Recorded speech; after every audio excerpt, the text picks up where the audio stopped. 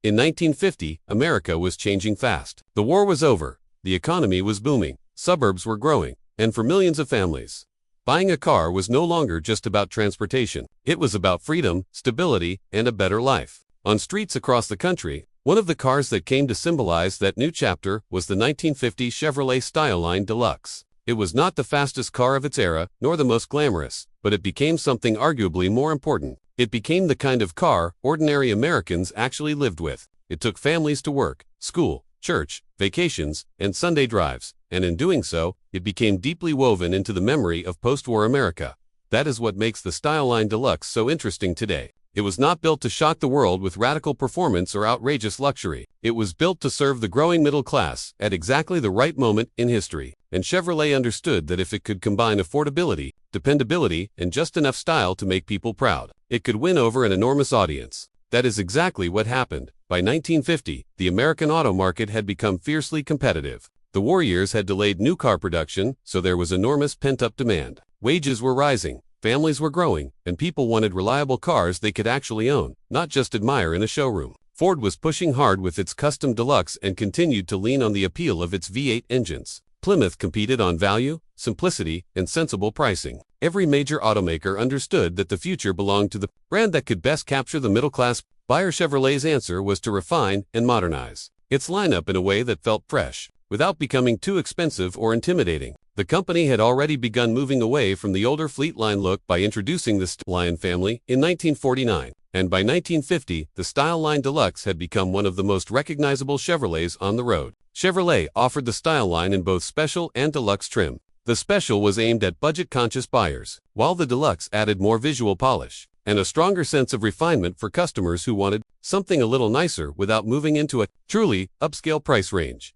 That balance was one of the Styleline Deluxe's greatest strengths. It was not flashy like a Cadillac, and it was not barebones like some entry-level competitors. Instead, it lived in the sweet spot between style and practicality. It gave buyers a sense of dignity and progress without demanding luxury car money, and that made it incredibly appealing to families trying to build a comfortable post-war life. Stylistically, the 1950 Chevrolet Styleline Deluxe was a perfect reflection of the moment. It still carried the rounded, integrated forms of the late 1940s, but it presented them in a cleaner, more confident way that hinted at the styling evolution to come. The front end wore a broad chrome grille with horizontal bars, flanked by neatly integrated round headlamps set into softly bulging fenders. There was no aggression in its face, no exaggerated menace, just a friendly, polished expression that fit Chevrolet's family car mission beautifully.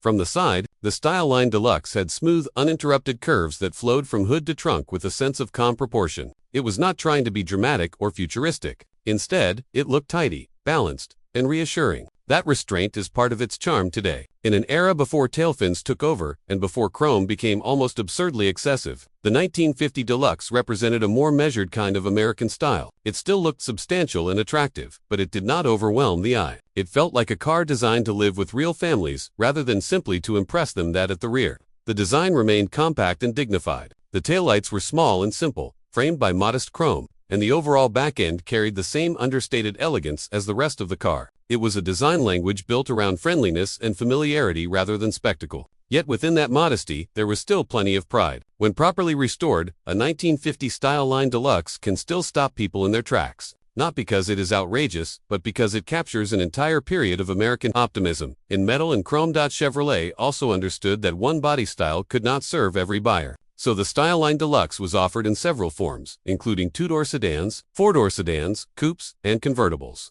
That variety broadened its appeal enormously. A young family might choose the practicality of a four-door sedan, while another buyer might be drawn to the style of a coupe or the open-air charm of a convertible. This flexibility helped the Styleline Deluxe reach a wide audience and turned it into a familiar presence in all kinds of neighborhoods and lifestyles. Inside, the Styleline Deluxe continued the same philosophy that defined its exterior. It was not luxurious in the Cadillac sense, but it felt welcoming, durable, and thoughtfully finished. The seats were upholstered in sturdy cloth with neat stitching, and the cabin had an atmosphere that was warm rather than ostentatious. It was a place built for use, but Chevrolet made sure it never felt cheap. That distinction mattered. Buyers wanted value, but they also wanted to feel as though they had moved up in life, and the deluxe trim delivered that sensation. The dashboard was simple, symmetrical, and easy to understand. A large round speedometer sat directly in front of the driver, and the knobs and switches were laid out with clarity rather than decoration in mind. To modern eyes, the interior can seem basic, but in 1950 this kind of straightforward design represented good taste and practical elegance. Chevrolet also offered optional features that added comfort and prestige, including an AM radio, an electric clock, and a heater. These were not always standard equipment, and not every family could justify the extra cost, but when included, they transformed the car into something that felt especially modern and accommodating. There is also something emotionally powerful about the interior of a car like the Styleline Deluxe, because it was such a common family vehicle in its day. Stepping inside one now feels less like entering a collector's item and more like stepping into someone's memory. The thin steering wheel, the cloth bench seat, the painted metal dashboard, and the faint scent of old upholstery all connect the car to a world that feels both distant and strangely familiar. It is easy to imagine children in the back seat, groceries on the floor, a father learning the route to a new job, or a family heading out for a weekend picnic. The car's historical significance comes not from exotic engineering but from its closeness to everyday life. Under the hood, the Styleline Deluxe carried one of Chevrolet's most famous workhorse engines, the Stovebolt Six, displacing 216.5 cubic inches and producing around 92 horsepower. This inline six was not built to thrill, it was built to last. Its nickname came from the appearance of its fasteners,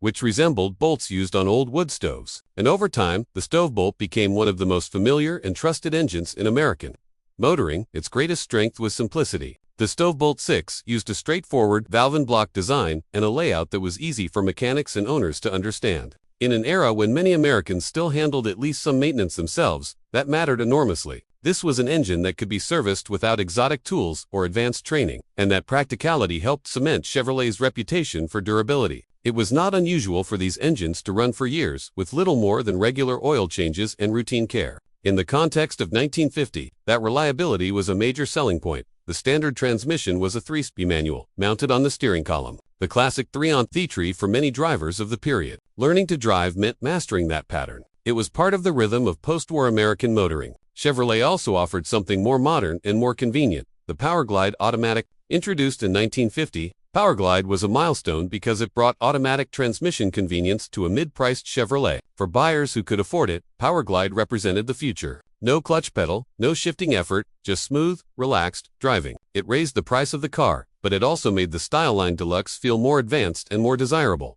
On the road, the Styleline Deluxe delivered exactly what Chevrolet intended. It was not a performance car, and it did not pretend to be one. Buyers looking for V8 punch or sporty acceleration were more likely to admire Ford's flathead offerings. Chevrolet instead tuned the Styleline Deluxe for smoothness, composure, and dependability. It cruised calmly on the growing network of American highways, and its independent front suspension combined with rear leaf springs to provide a steady, predictable ride. The car did not dart or pounce. It floated, settled, and carried itself with a kind of relaxed confidence that fit the era perfectly. Driving one today reminds you how different the concept of comfort used to be. The large steering wheel, the absence of power steering, and the gentle body motions over bumps all make the experience feel mechanical and physical in a way modern cars do not. At low speeds, especially when parking, the steering required real effort. Yet that effort was simply part of driving in 1950. Easy to drive did not mean effortless. It meant understandable, controllable, and trustworthy. Owners expected to put some muscle into the wheel, and in return, they got a machine that felt solid, direct, and honest. That honesty is a big part of why the Styleline Deluxe earned such loyalty. It did not win over America by dazzling people with speed or extravagance. It won by showing up every day and doing exactly what families needed it to do. It handled school runs, shopping trips, commutes, church visits, and long summer journeys without complaint. It could be loaded with luggage, children, and the family dog, and still keep going. That kind of reliability mattered more than horsepower figures to the buyers who made Chevrolet the sales leader. And make no mistake, the Styleline Deluxe was part of a massive commercial success. Chevrolet sold over 1.5 million vehicles in 1950, a staggering figure that reflected just how well the company understood the post-war market. The Styleline Deluxe accounted for a significant share of that success because it landed right in the center of American demand. It was reasonably priced, durable, attractive, and available in enough configurations to satisfy a wide range of buyers. Chevrolet found the middle path between Ford's performance image and Plymouth's budget practicality. And that middle path turned out to be exactly where millions of customers wanted to be.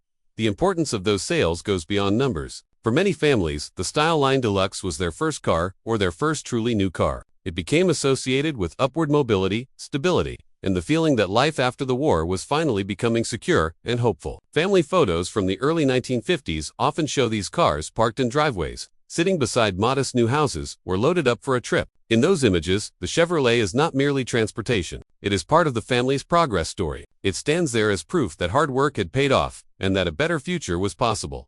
That is one reason the Styleline Deluxe also became a familiar sight in media and popular culture. It appeared in films and visual depictions of everyday American life, not as a glamorous status symbol, but as the face of normalcy and attainable prosperity. It was the kind of car you could imagine parked outside a suburban home, carrying a returning veteran to his new job, or taking children to a picnic in the countryside. It was ordinary in the best possible sense. It represented the stable center of American life during a moment of tremendous social and economic transformation. Over time, that emotional connection has become one of the biggest reasons collectors value the Styleline Deluxe today. From a pure market perspective, not all 1950 Chevrolets are equal. Sedans remain relatively accessible and can still be found at prices that make them attractive entry points into classic car ownership. Coupes and especially convertibles are far more sought after and can command much stronger prices, particularly when restored to a high standard. A beautifully restored convertible can bring serious money at auction, not because it is the fastest or rarest car of the era,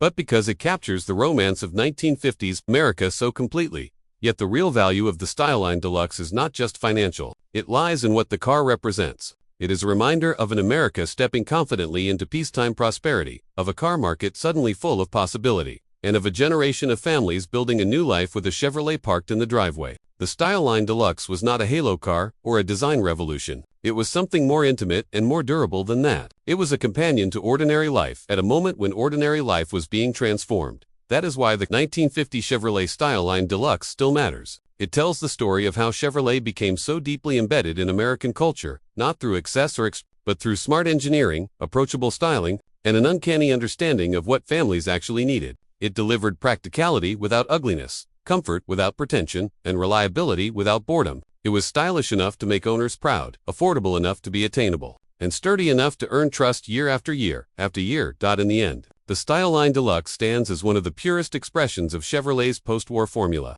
It was a family car with just enough grace to feel special, a dependable machine with enough personality to be remembered, and a cultural symbol of an era when the American dream often came with a chrome grille, a cloth bench seat, and a 3-speed column shifter. For enthusiasts today, owning one is not just about preserving an old Chevrolet. It is about preserving a chapter of American life when the road ahead seemed wide open. The future seemed bright, and a simple family sedan could become part of the nation's memory.